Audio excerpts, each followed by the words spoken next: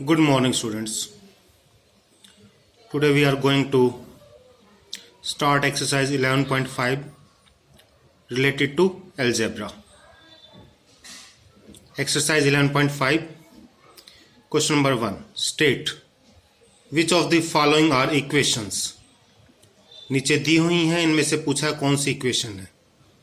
Equation के लिए सबसे पहली बात ज़रूरी है, अगर इक्वेशन हमें देखनी है तो उसमें टू साइड्स होंगी, लेफ्ट हैंड साइड और राइट हैंड साइड, और उनके बीच में इक्वल टू का साइन होगा. इक्वेशन के लिए टू साइड्स होंगी, लेफ्ट हैंड साइड और राइट हैंड साइड, और बीच में इक्वल टू का साइन होगा. विद ए वेरिएबल, साथ में कहा उसने वेरिएबल, तो उसके साथ वेरिएबल होना चाहिए हमारा. वेरिएबल हमारा A to Z, कोई भी वेरिएबल इंक्लूड होना चाहिए इसके अंदर, तो हमारी इक्वेशन होगी. Give reason to your answer, reason देना है. Identify the variable, variable identify करना है from the equation with a variable. करते हैं first part. 17 is equal to x plus 7. तो देख रहे हैं इसमें लेफ्ट हैंड साइड भी है और राइट हैंड साइड भी है. ये लेफ्ट हैंड साइड है, राइट हैंड साइड है, बीच में इक्वल टू का साइन है, और वेरिएबल इसमें x है, x. तो ये इक्वेशन हो गई हमारी. एन इक्वेशन विद वेरिएबल जिसका वेरिएबल x है, क्योंकि इसमें लेफ्ट और राइट दोनों है, साथ में इक्वल टू का साइन है. बी पार्ट देखें. t minus 7 greater than 5. Equation होने के लिए बीच में इक्वल टू का साइन जरूरी है, इक्वल टू का, और यहां ग्रेटर देन का साइन है. तो ये आप लोगों की इक्वेशन तो होगी, लेकिन हम इसको बोलते हैं इनइक्वलिटी इक्वेशन. इनइक्वलिटी जिसमें ग्रेटर देन या लेस देन का साइन होगा, इनइक्वलिटी इक्वेशन होगी. और इसमें वेरिएबल एक तरह से देखा जाए t, लेकिन हमें बताना ही नहीं है. हमें तो इक्वेशन वो बतानी है जिसके अंदर एक तो इक्वेशन हो, सेकंड वेरिएबल. तो आपकी ये जो होगी इनइक्वलिटी इक्वेशन बोली जाएगी, एन इनइक्वलिटी इक्वेशन. आप लोगों को सिर्फ इन क्वेश्चंस को इक्वेशन एज ए इक्वेशन मानकर चलना है, जिसमें लेफ्ट और राइट दोनों हो, बीच में इक्वल टू का साइन हो और साथ में वेरिएबल हो. Next 4/2 is equal to 2. ये लेफ्ट हैंड साइड, ये राइट हैंड साइड, बीच में इक्वल टू का साइन है, बीच में इक्वल टू का साइन है, लेकिन इसमें वेरिएबल नहीं है. वेरिएबल नहीं है, ए से जेड तक कोई भी वेरिएबल नहीं है, तो नो. इसको हम न्यूमेरिकल इक्वेशन बोल सकते हैं. Numerical, no, it is a numerical equation. उसने कहा था इक्वेशन बतानी है विद वेरिएबल, वेरिएबल के साथ, तो ये वेरिएबल के साथ नहीं है, इसको हम न्यूमेरिकल इक्वेशन बोल सकते हैं. 7 × 3 - 19 is equal to 8. Left hand side ये है, राइट हैंड साइड ये है, बीच में इक्वल टू का साइन है, लेकिन इसके साथ कहीं भी वेरिएबल नहीं है, तो no, it is a numerical equation होगी. ये न्यूमेरिकल मीन्स नंबर से रिलेटेड हो, जिसके अंदर ओनली नंबर्स हो.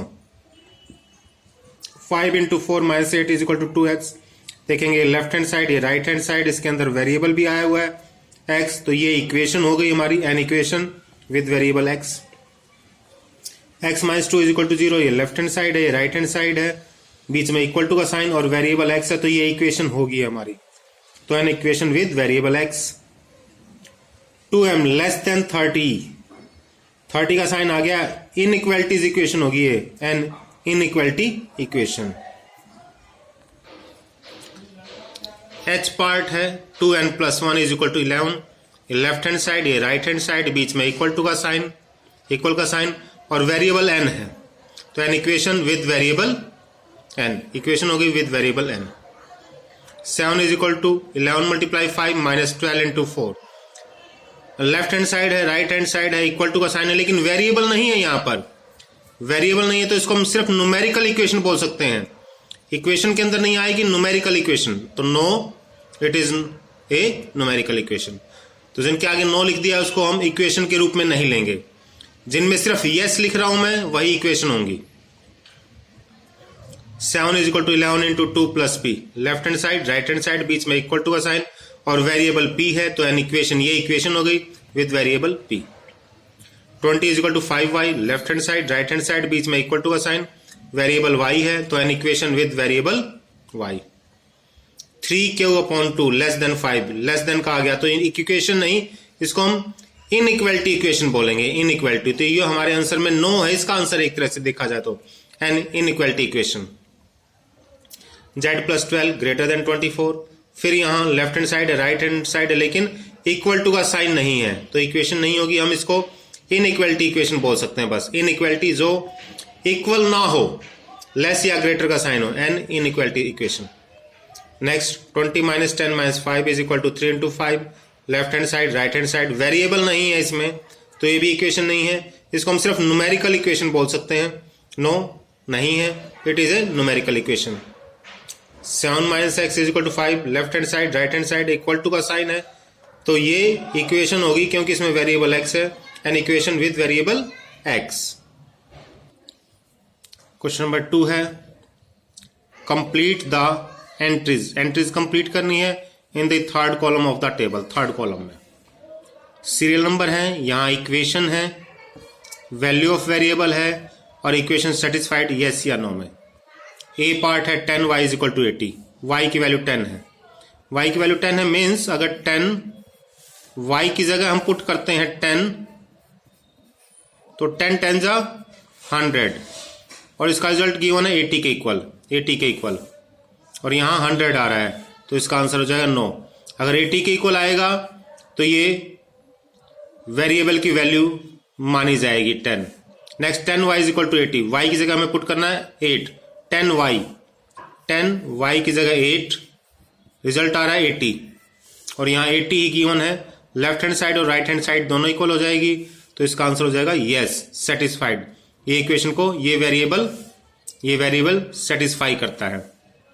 यहाँ y की जगह 5 रखेंगे, 5 10 जा 50, 5 रखेंगे, 5 10 जा 50, 80 के इक्वल नहीं है, सेटिस्फाई नहीं कर रहा है, नो हो जाएगा। नेक्स्ट में 4l = 20, l की वैल्यू 20 है, यहाँ मैं अगर 20 रखता हूँ 20 4 जा 80, लेकिन यहाँ 20 है, सेटिस्फाई नहीं कर रहा। यहाँ l की जगह 8 रखना है, 8 4 जा 32, 20 के इक्वल नहीं है, राइट हैंड साइड के इक्वल नो। l की जगह 5 रखा, 5 4 जा 20, दोनों साइड इक्वल आ जाएंगी तो हमारे ये यस हो जाएगा, ये इसका आंसर यस।